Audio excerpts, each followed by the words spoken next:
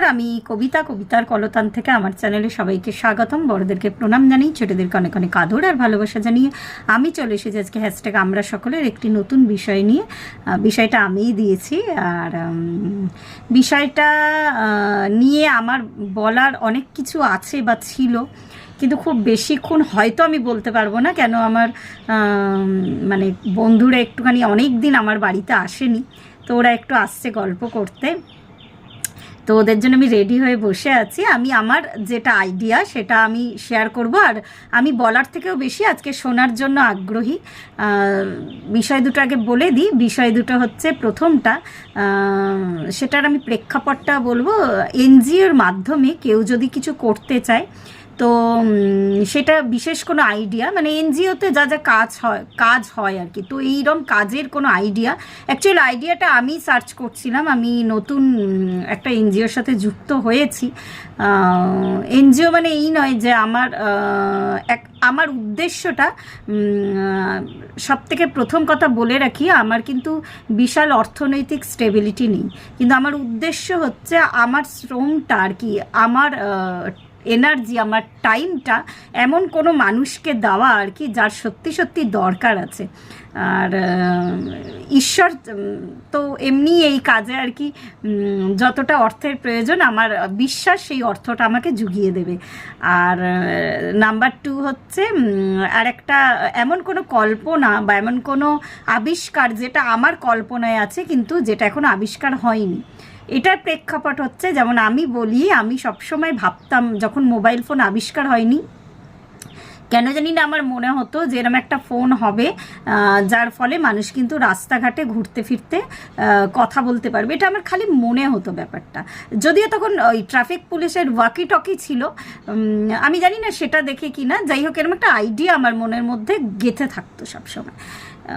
তারপরে সত্যি একদিন মোবাইল আবিষ্কার হয়েছে। আমরা তো বেশ মানধাতা আমলে জন্মেছি, আমি বিশেষত আর কি। তো সেই মানধাতার আমলে বসে আমার ছোটোবেলায় ওটা মনে হতো। আর এবার চলে আসি প্রথম টপিকে। প্রথম টপিকটা হচ্ছে, আমি যে আইডিয়াটা খুঁজে বার করেছি সেটা হচ্ছে যে, এনজিওতে যে কাজগুলো হয় সাধারণত অনাথ, মানে কিছু শিশু বা কিছু মহিলা বা বৃদ্ধাশ্রমে যারা থাকেন তাদেরকে গিয়ে কিছু আর কি হেল্পিং এড তাদের কাছে পৌঁছে দেওয়া, যে কোনোভাবেই হতে পারে, ঠিক আছে। আরও পথ শিশুদের পড়ানো বা অনেক কিছু আছে আর কি।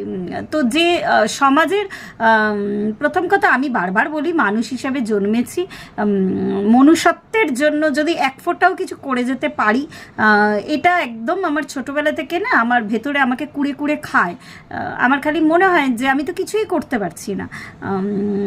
আর একবার বলে রাখি, আমার জীবনে অনেক প্রতিকূলতা আছে, কিন্তু আমার মধ্যে এই ইচ্ছাটা আছে, আমি একটা মানুষকে হলো যাতে একটু, মানে আমার ঐকান্তিক ইচ্ছা, তাকে যদি একটু আমি সাহায্য করতে পারি, সেটা হেল্প সবসময় কিন্তু অর্থনৈতিক স্টেবিলিটি থাকলেই করা যায় না।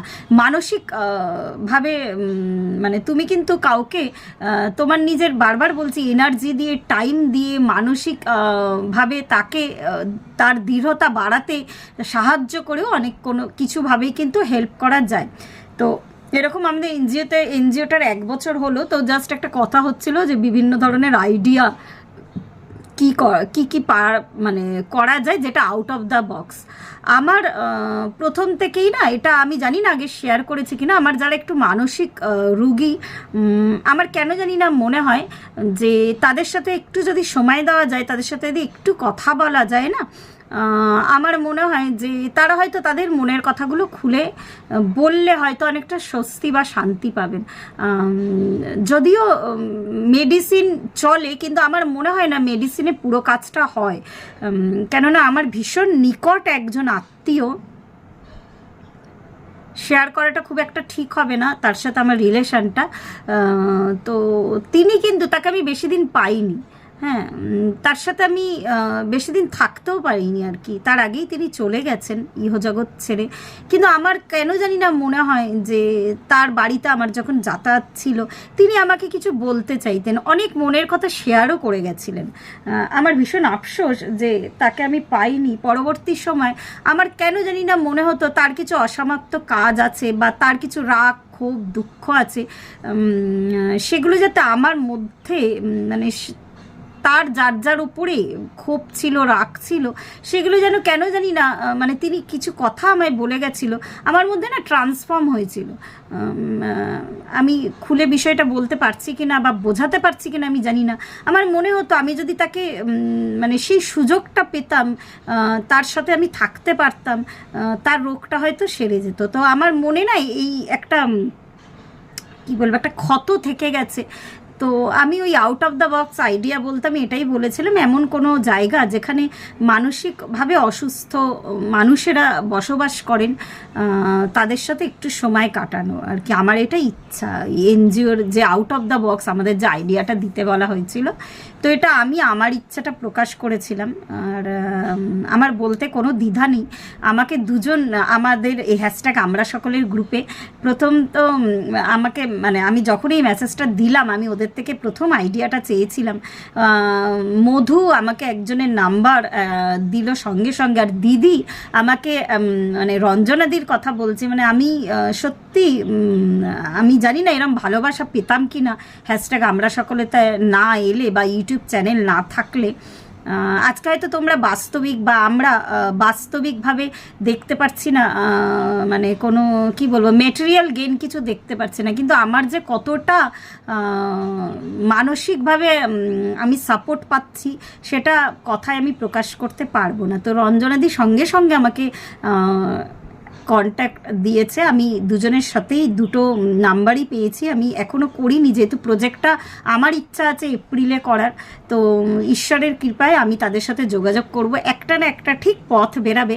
আপনারাও আমাকে আশীর্বাদ করুন যাতে আমার এই প্রজেক্টটার ফুলফিলমেন্ট আমি করতে পারি। আমার ওই এনজিও থ্রুতে আমি আরেকবার বলে দিই, আমার ইউটিউব চ্যানেলের মাধ্যমে, খুব ছোট্ট একটা এনজিও, এখনও পর্যন্ত গভর্নমেন্ট রেজিস্ট্রেশন পাইনি, প্রতিশ্রুতি। আর আমি চাইলে মানে চাইলে কি আমি অবশ্যই আমার ইউটিউব লিঙ্কে আমি প্রতিশ্রুতির যেই চ্যানেলটা আছে সেটা লিঙ্ক আমি দিয়ে দেবো। আমরা একটু আউট অফ দ্য বক্স কাজ করি। কিছুদিন আগে আমরা শান্তিনিকেতনে গেছিলাম, সেখানে সাঁওতাল পরগনার মধ্যে আমরা কিছু অ্যাক্টিভিটিস করেছিলাম বাচ্চাদের নিয়ে।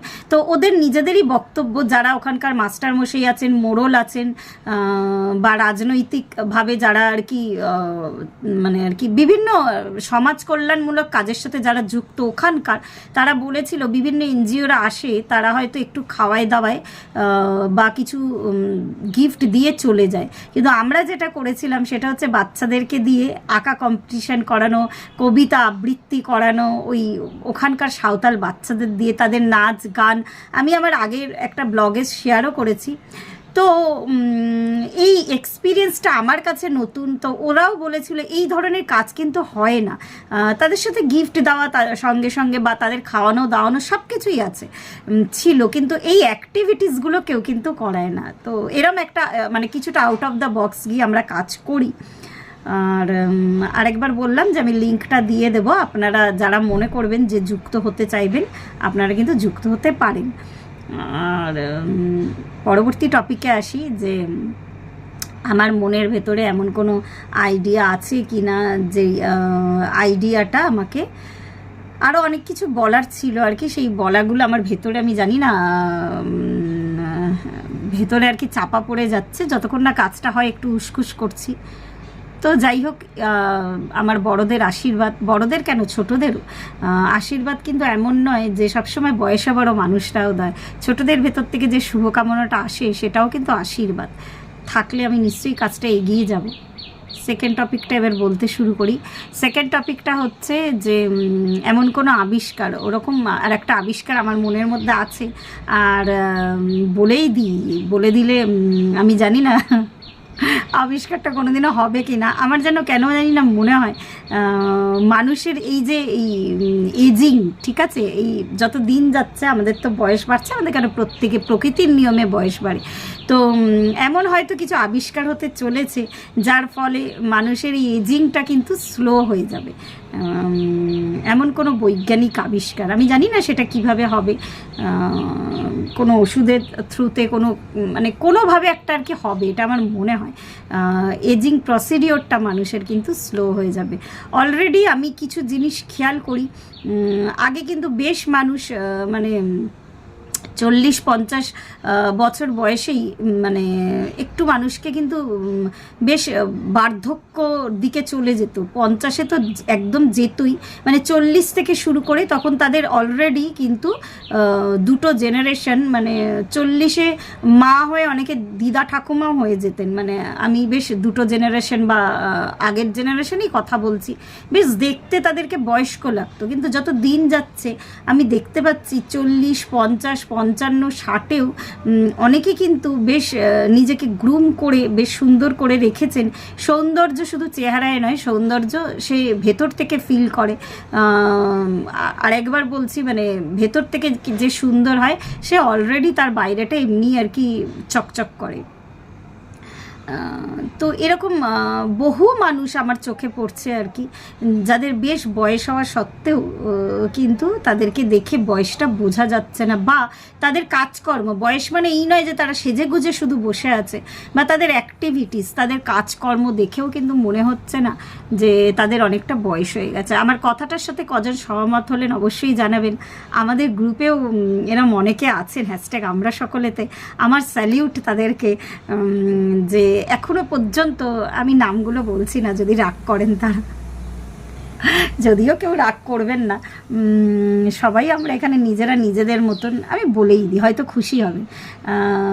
আবিরাদি, শাশ্বতী আন্টি, তো এরম অনেকে আছে আর কি, আমাদেরই কম বয়স হলে না, আমাদের ওই 40-এর ওপরে আমাদেরই বয়স হয়ে গেছে, ঠিক আছে। কেউ একমাত্র রাধা ছোট, মানে আমার সমবয়সী কাছাকাছি এজের আমি, শ্রাবণী, মিষ্টি আর মধু, জানি না আমাদেরও মানে এখনও আমরা সেই মানে সেই বয়সোচিত আর কি সেই ব্যাপারটা আসেনি। আমি বেশি বকে ফেলছি কিনা আমি তাও জানি না। আর দিদি তো আছেই, রঞ্জনাদি, মানে এত সুন্দর, আমি যখন সামনে দেখেছিলাম, আরেকবার বলছি, সুন্দর কিন্তু সবসময় মানুষের চেহারায় নয়, ভেতরের লাইটটা যখন বাইরে এসে ঝলক মারে না, তখন তার রূপটাই যেন আলাদা হয়। দীপশিকাদির সাথে দেখা হয়েছে, মানে প্রত্যেকের নাম আমি জানি না, আমি মানে প্রত্যেকের নাম নিতে পারবো কিনা, যাদের সাথে আমার দেখা হয়েছে আমি তাদের, মানে অন ক্যামেরা ছাড়াও যাদেরকে আমি বাস্তব জগতে আমি দেখেছি, যাদেরকে মানে প্রত্যেকে মানে এতটাই চকচকে ঝকঝকে। আরেকজনের কথা না বললেই নয়, মামনি কিন্তু অলরেডি রিটায়ার্ড পারসন, তারপরেও কিন্তু মামনি কলকাতায় এসে নিজস্ব একটা হোটেল খুলেছে। তো এইগুলো না আগে মানুষ এই বয়সে ভাবতে পারতো না, তারা বেশ মানে আমাদের বয়সে মনে হয় অলরেডি দুটো জেনারেশন চলে আসতো পরবর্তীতে, যেহেতু অল্প বয়সে বিয়ে হতো, বেশ তখন মানুষের মনে হতো একটা রিল্যাক্স জীবন, রিটায়ার্ড লাইফ। কিন্তু এখনও আমরা এই হ্যাশট্যাগ আমরা সকলের টিম, বেশ আমার গর্ব অনুভব হচ্ছে বলতে গেলে, আমরা এখনও মনে করি আমাদের কিছু করার আছে, আমাদের কাজ সম্পূর্ণ হয়নি। তো এরকম বহু মানুষ আমার চোখের সামনে আছে। আমি শুধু হ্যাশট্যাগ আমরা সকলের কয়েকজনের নাম নিলাম, তো প্রত্যেকের নাম আমি যারা নিতে পারলাম না তারা ক্ষমা করে দেবেন। আমার পার্সোনাল পরিচিত এমন অনেক মানুষ আছেন, তো এটা আবিষ্কার হলে বেশ ভালোই হয়। আমরা আরও অনেক দিন মানুষের সেবায়, মানুষের কাজে নিয়োজিত থাকতে পারবো। তো আজকে এই নোটে শেষ করলাম। প্রত্যেকে ভালো থাকবেন, পরিবারের সকলকে ভালো রাখবেন। ধন্যবাদ।